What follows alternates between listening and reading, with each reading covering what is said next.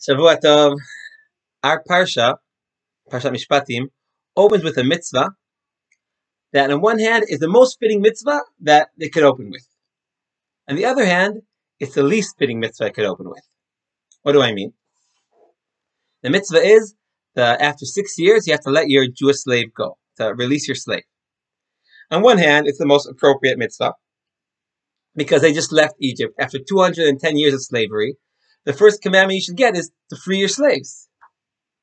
But it's not appropriate, on the other hand, because not fitting, because it still acknowledges slavery. It says after 6 years, let him go. But it doesn't say don't have a slave. I would expect that the people who were a nation with slaves would cancel slavery as a whole. So why doesn't it do that? So I want to answer this question using another question.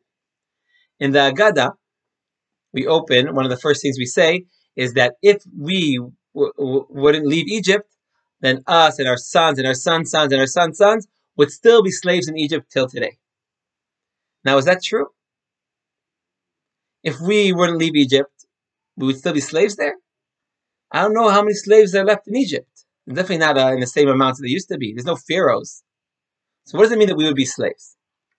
So this is an idea that I heard from my older brother. He said this in a Seder table once. He said that the concept of a nation, slaves being freed, not as an individual, as a nation, as something big, the first people to do that were the Jewish people leaving Egypt. We brought this message to the world where slavery is not okay. We released this like it made like a ripple effect that, hey, slaves could be free, slaves could be equal, slaves could be regular people. And that ripple effect also in the generations made it that slavery went reduced and reduced and reduced until today, which is a lot less than it used to be. So we see that canceling slavery can't happen in 1 second. But the message of canceling slavery started in Yetziat Mitzrayim. So that's exactly what I think the Hashem in the Torah meant to do.